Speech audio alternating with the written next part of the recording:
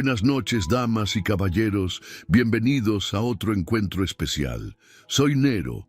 Antes de comenzar, quiero saber quiénes me acompañan hoy. Comenten desde dónde están viendo y qué hora es por allá. Bueno, vayamos con el primer relato.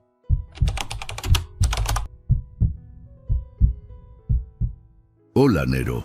Me llamo Mario y esto que voy a contar me pasó hace poco, cuando me mudé al pueblo de San Evaristo, en Baja California Sur. Llegué por una chamba temporal como supervisor de obra para una empresa constructora. Era un pueblo chico, callado, de esos donde todo el mundo se conoce y las calles están vacías desde temprano. Al principio pensé que era por lo aislado que estaba o porque la gente llevaba un ritmo muy diferente al de ciudad. Pero con el paso de los días me fui dando cuenta de que no era solo costumbre. Había miedo, silencio, como si después de cierta hora algo simplemente no se pudiera mencionar. Yo vivía en una casa rentada al final de una calle de terracería. Era una construcción vieja, de esas con muros gruesos, techos de madera y ventanas con postigos pesados. El casero, un señor que apenas hablaba, solo me entregó las llaves y me dijo: «Procura cerrar bien después de las 7». Yo pensé que era por la inseguridad o los animales salvajes, como coyotes. Nunca me imaginé que era por algo más. La primera semana fue tranquila, solo que cada día, justo antes de que oscureciera, se sentía un ambiente raro, como si el aire se hiciera más pesado y las sombras cayeran más rápido de lo normal. Una noche de viernes, regresé más tarde de lo usual.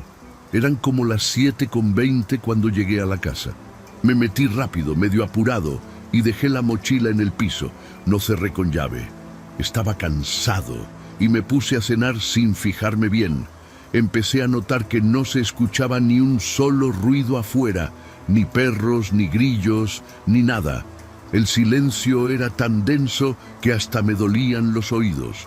De pronto, escuché como si alguien se arrastrara dentro, desde la entrada hasta la sala. Pensé que era el casero o algún vecino, pero cuando me asomé, la puerta seguía cerrada, solo que sin seguro. Me paré muy despacio y me acerqué a la puerta. El piso crujía, y cada paso se sentía como si alguien me escuchara desde el otro lado. La perilla se movió apenas, y por debajo vi algo que parecía una sombra alargada, como de alguien encorvado. Mi corazón se me fue al suelo. Cerré la puerta de un jalón y le puse seguro. Me fui hacia la ventana para ver si había alguien afuera. Lo que vi me dejó helado. Todas las casas, todas, tenían las puertas clavadas con listones de madera en forma de cruz. Algunas incluso tenían ramas de pirul colgadas en los marcos. La mía era la única sin protección. Al día siguiente intenté preguntarle al señor de abarrotes. Solo me dijo que era por tradición y cambió el tema. La gente evitaba hablar del asunto y yo no quería quedar como el forastero chismoso. Pero cada noche era igual, silencio absoluto y la sensación de que algo caminaba cerca, como si algo esperara que alguien dejara una ventana abierta. No lo soporté más y decidí investigar por mi cuenta. Fui al archivo municipal, al templo, y hablé con algunos viejos en la plaza, pero todos esquivaban mis preguntas cuando mencionaba la hora o las puertas clavadas. Hasta que encontré un libro viejo en la biblioteca del pueblo. El libro estaba en una sección olvidada, con hojas amarillentas y el lomo casi deshecho. Se llamaba Relatos y supersticiones de San Evaristo, y parecía más una colección de cuentos orales que un documento serio. Pero había algo en cómo estaban escritos los relatos, una crudeza que se sentía real. En uno de los capítulos hablaban de un visitante nocturno, una figura alta, vestida de negro, que se arrastraba por las calles después del toque de las campanas. Decía que se aparecía desde tiempos de la colonia y que cada generación había aprendido, por las malas, a proteger sus casas con símbolos religiosos y madera bendita. Una parte me puso la piel de gallina El visitante elige siempre al nuevo, al que no cree, al que se burla del silencio. Lo leí como 5 veces. Yo no me burlé de nada, pero sí era nuevo y sí había dejado la puerta abierta. Me sentí observado. Cerré el libro y regresé a casa temblando. Esa noche me aseguré de clavar unas tablas sobre la puerta, copiando lo que vi en otras casas. No dormí bien. Escuché pasos otra vez, pero esta vez no llegaron a tocar la puerta. Solo se detuvieron ahí, del otro lado, durante horas. El aire olía a tierra húmeda y a sangre vieja. El domingo fui a misa, buscando tal vez una respuesta. El cura era un hombre alto, de unos 60 años, piel muy blanca, ojos hundidos y una voz que retumbaba. Se llamaba Padre Esteban. En cuanto entré, me miró como si ya supiera quién era yo. En su sermón no mencionó a Dios ni una sola vez. Solo hablaba del orden, del respeto a las tradiciones y de cerrar los caminos al mal. Noté que los fieles no lo miraban a los ojos. Todos bajaban la cabeza, como si les diera miedo. Yo me senté hasta atrás, y cuando terminó la misa, intenté acercarme, pero desapareció por una puerta lateral que daba a la sacristía. Volví al libro esa misma tarde. Revisando el índice, encontré una sección llamada La maldición del cura sin reflejo. Me sonó exagerado, pero al leerlo se me revolvió el estómago. Contaba la historia de un sacerdote que llegó en 1800 y tantos, enviado desde el centro del país. Era carismático, pero con el tiempo la gente empezó a notar que no comía, que no sudaba y que su sombra a veces no coincidía con su cuerpo. La gente desaparecía después de confesarse con él. Los ancianos del pueblo hicieron una revuelta, lo encerraron en la cripta de la iglesia y sellaron la entrada con cruces. Pero unos años después, alguien rompió los sellos y empezó todo de nuevo. Me quedé paralizado leyendo. Volví a mirar la fecha de publicación del libro, 1971. No era reciente, pero tampoco tan viejo. Lo que más me impactó fue el dibujo al final del capítulo. Una figura encapuchada, con una sotana desgastada, arrastrándose por el suelo, los ojos brillando como brasas. Y en la última línea decía, no es mito, él sigue aquí, esperando que alguien deje una puerta sin cerrar. Cerré el libro con fuerza. Algo dentro de mí me decía que lo que estaba viviendo no era una casualidad. Algo estaba volviendo y yo había sido el idiota que dejó entrar la posibilidad. Esa misma noche, algo cambió. No solo escuché los pasos, esta vez lo vi. Eran como las 2:15 de la madrugada. Yo no podía dormir, así que me senté en la sala con todas las luces encendidas, una cruz improvisada en la mano y el celular listo para grabar. La tensión era insoportable. De pronto, vi una figura parada frente a mi puerta, completamente inmóvil. No tocó, solo estaba ahí, como si supiera que yo lo estaba mirando desde dentro. Me acerqué lentamente a la ventana, cuidando no hacer ruido. Lo que vi me heló la sangre. Era el padre Esteban. Solo que algo no cuadraba. Su cuerpo parecía flotar apenas sobre el suelo y sus pies no hacían sombra. Su rostro estaba blanco, más blanco de lo normal, casi sin rasgos. Tenía los labios morados y la sotana ondeaba sin viento. Sus ojos eran oscuros, sin fondo. Se quedó ahí unos minutos, hasta que giró la cabeza de golpe hacia donde yo estaba. Me tiré al suelo, con el corazón a 1000 por hora. Escuché como algo rascaba la puerta, como si usara uñas o garras. No me moví por horas. Cuando amaneció, ya no estaba. Solo quedaban marcas negras en la madera y el pestillo doblado hacia afuera, como si alguien hubiese intentado arrancarlo. Al día siguiente fui a buscar al único que me había tratado con cierta amabilidad, don Aurelio, un viejito que cuidaba el panteón. Le pedí que me dijera la verdad.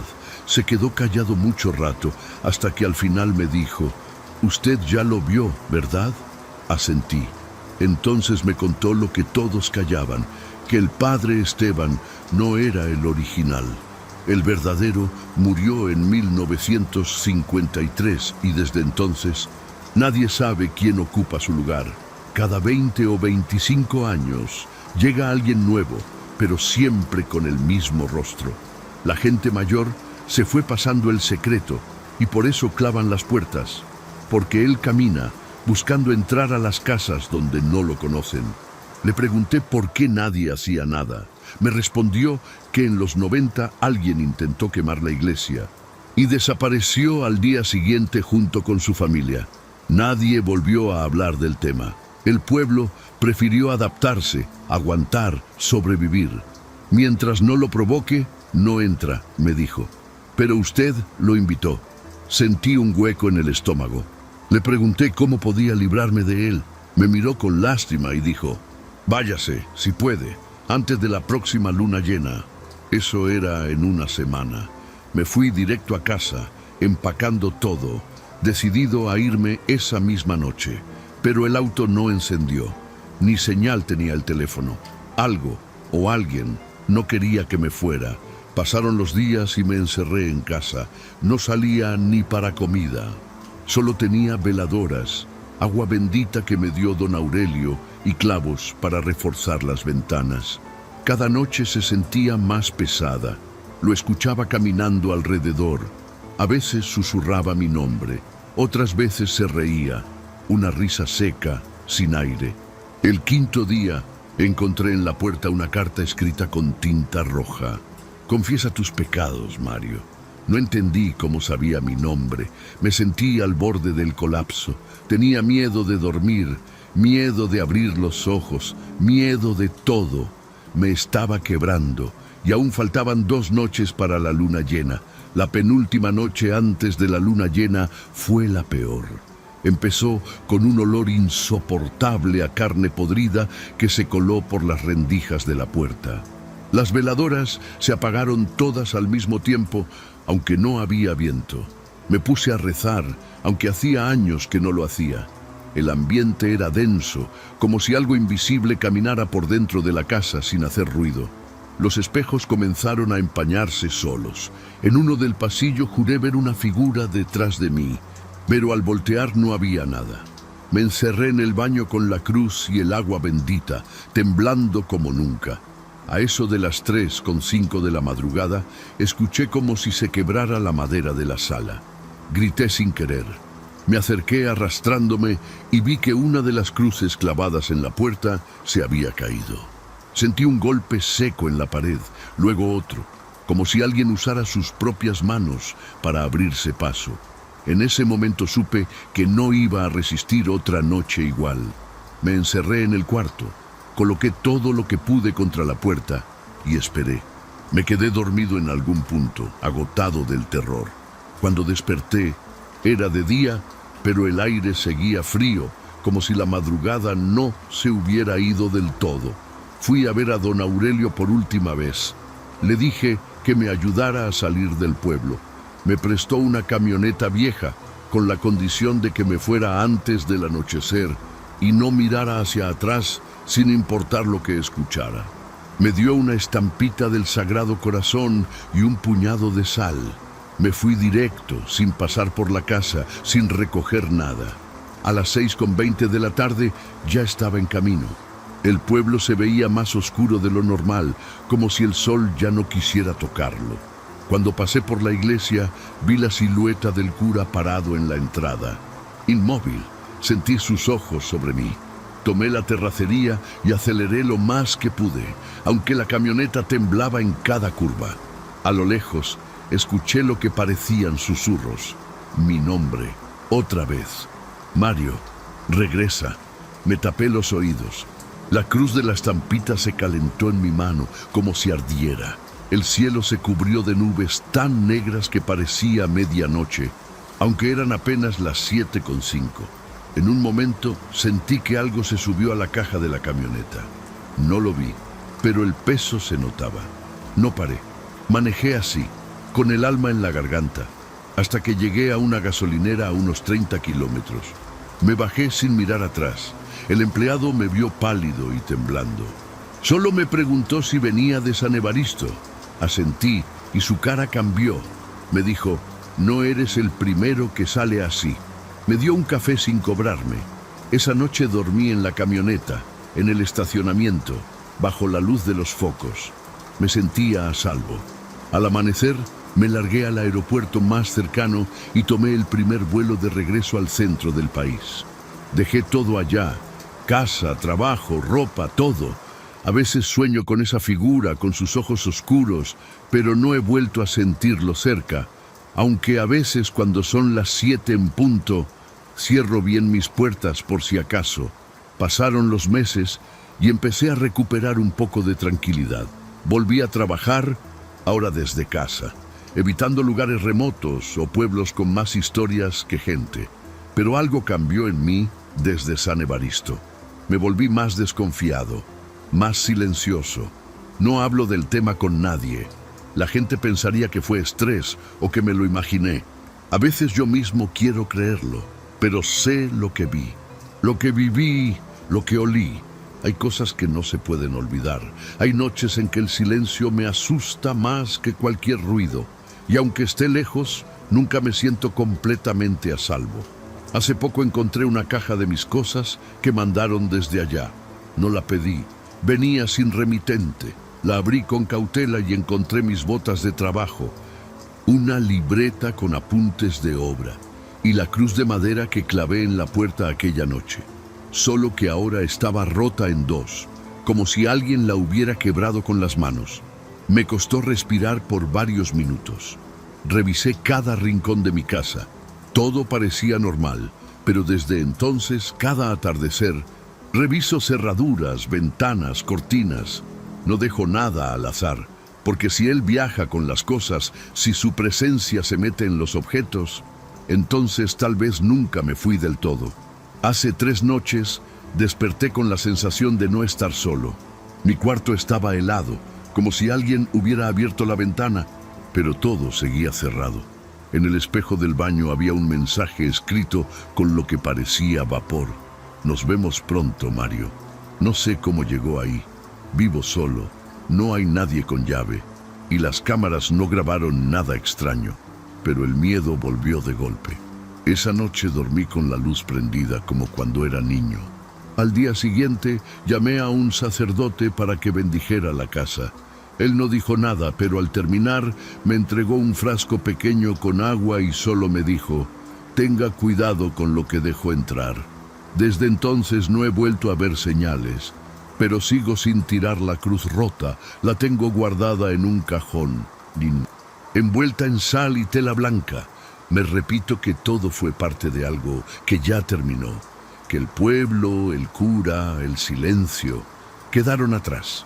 Pero en el fondo sé que no es cierto, porque ese tipo no era un espíritu cualquiera, no era una historia vieja, era algo real, que se alimenta del miedo, del olvido, de la gente que deja puertas abiertas sin saber. Y si alguna vez llegas a un pueblo donde nadie sale después de las 7, vete, o al menos por lo que más quieras, clava bien la maldita puerta. Lo que más me pesa no es lo que viví, sino saber que nadie me creyó, que allá sigue ese lugar con sus casas cerradas y su cura sin sombra, esperando al siguiente forastero. Yo escapé, pero alguien más no lo hará. Y cada vez que dan las 7 en punto, siento que algo se detiene a escuchar de qué lado de la puerta estoy. Si te está gustando el video, échame la mano con un gracias o hazte miembro del canal. Así me apoyas para seguir subiendo relatos de terror todos los días. Y como miembro, también recibes beneficios exclusivos. Ahora sí, vamos con el último relato.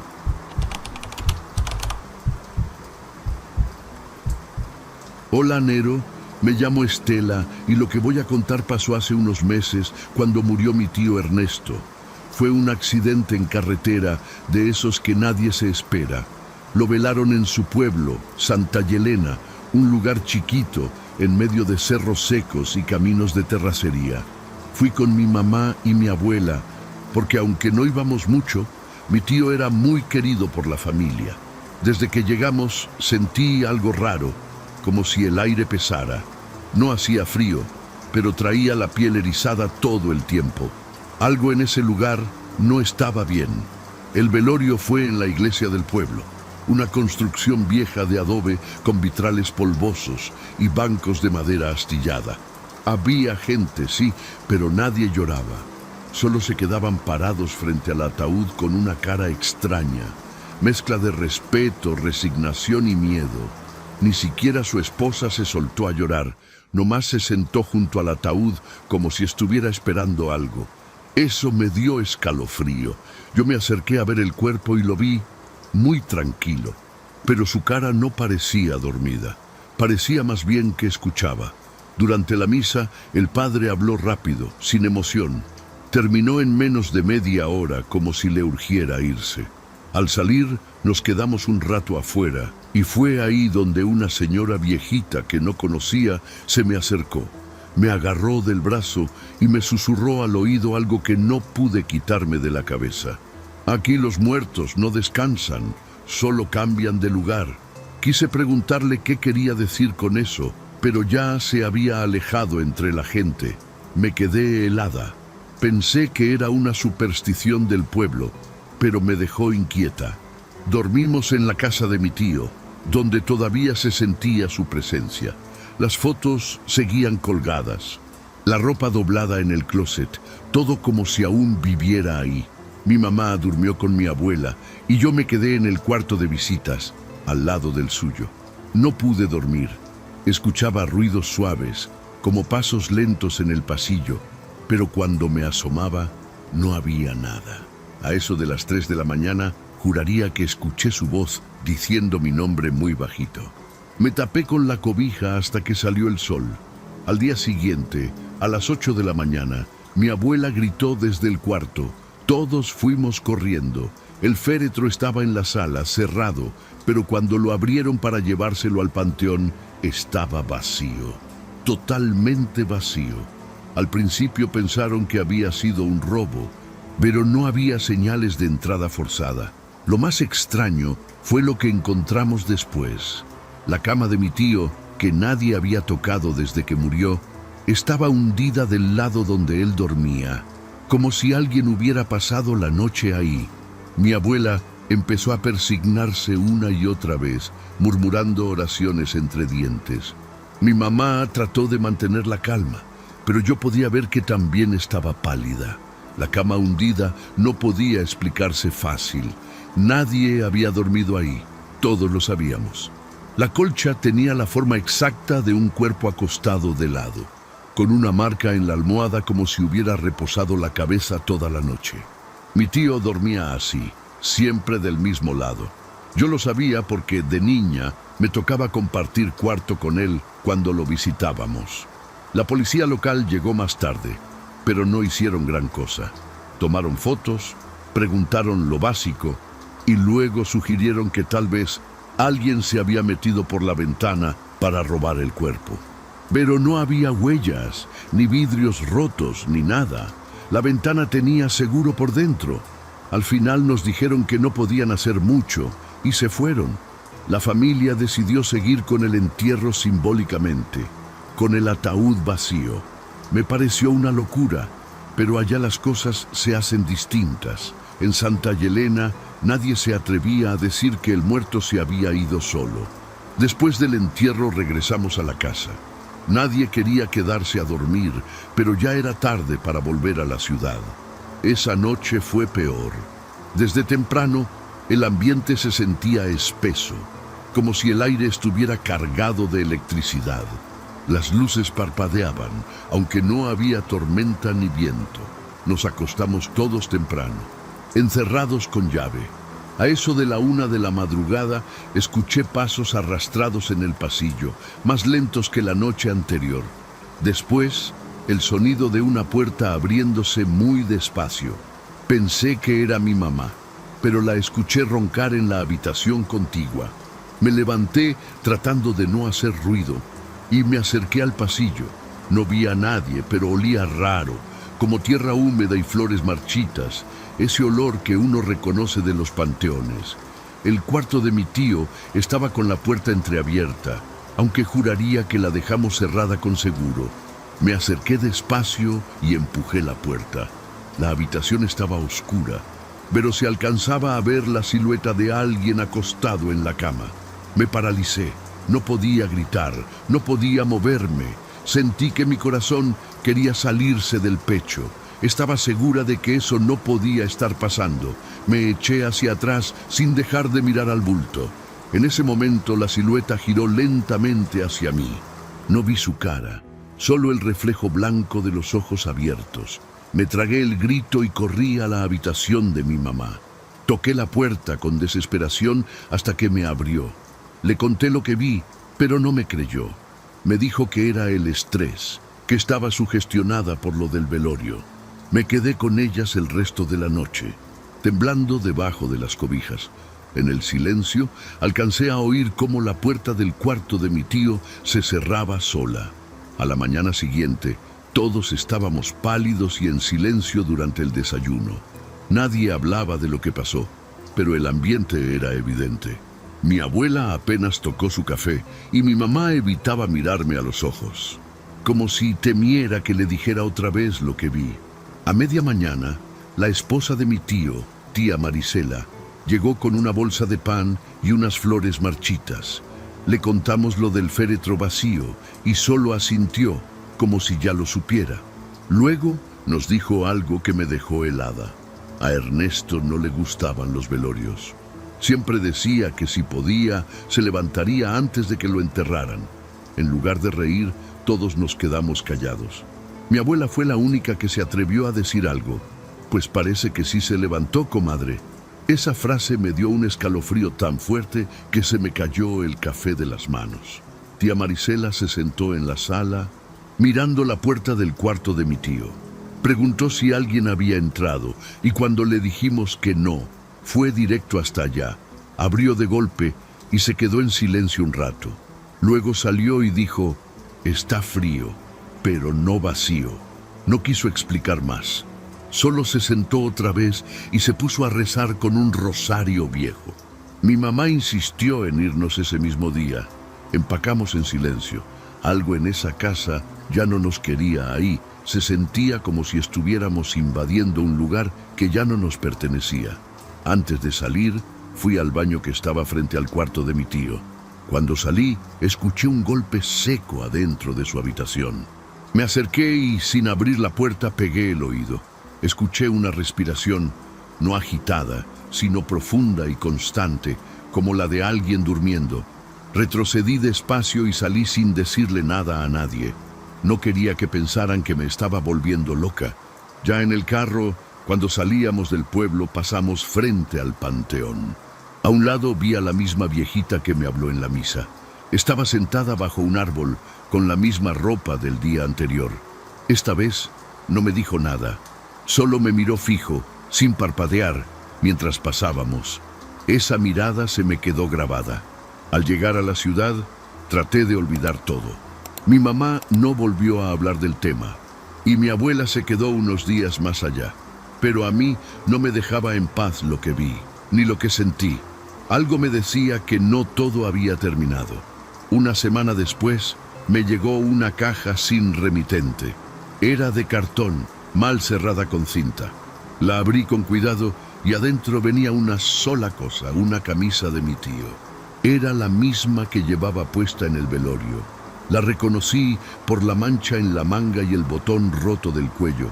Estaba limpia, doblada y olía a tierra. No venía con nota ni explicación. Llamé a mi mamá, pero no contestó. La guardé en una bolsa y la tiré esa misma noche.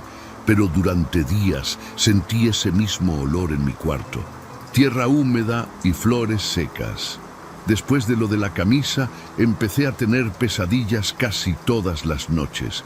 Siempre era lo mismo. Estaba en la casa de Santa Yelena, todo en silencio, y escuchaba que alguien caminaba descalzo en el pasillo. Yo me quedaba encerrada en el cuarto de visitas, pero la puerta se abría sola y una sombra se asomaba sin decir nada.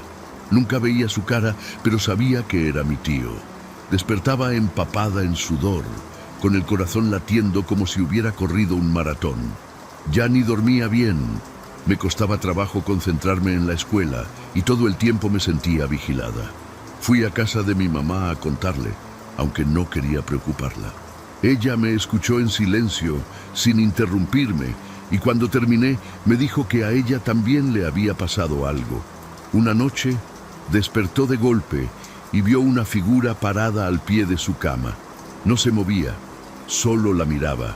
Pensó que era una alucinación, pero al día siguiente encontró huellas de tierra sobre el piso de su recámara. Eran como de pies descalzos y olían a humedad. Me confesó que desde que regresamos de Santa Yelena sentía que alguien la seguía a todas partes. Después de eso, decidimos ir con un señor que vive cerca del mercado y que, según mi mamá, sabe de esas cosas. Un curandero, le dicen. Nos recibió en su casa. Una construcción vieja con santos por todas partes y olor a copal. Me hizo pasar a un cuarto lleno de veladoras y me pidió que le contara todo. No me interrumpió. Cuando terminé, me preguntó si mi tío tenía pendientes sin resolver, cosas que lo ataran a este mundo. Le dije que no sabía, que era un hombre reservado. Entonces me dijo algo que me dejó helada.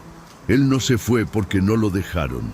Según el curandero, hay lugares donde los muertos no descansan porque la tierra misma no los suelta. Dijo que Santa Yelena era uno de esos.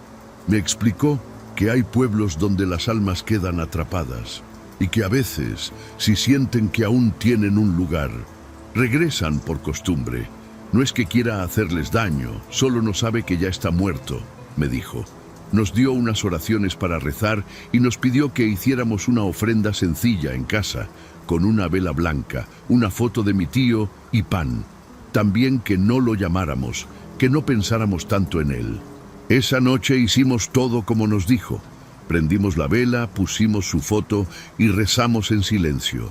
Yo no creía mucho en eso, pero mientras lo hacíamos, sentí que el ambiente cambiaba. Era como si el aire estuviera más ligero. Dormí por primera vez sin pesadillas, sin sobresaltos. Mi mamá también dijo que por fin sintió paz. Al día siguiente, sin decirme nada, fui a ver la foto que habíamos puesto en la mesa. La vela se había consumido por completo y alrededor del portarretratos había un círculo perfecto de ceniza. Nadie lo había tocado, nadie lo movió.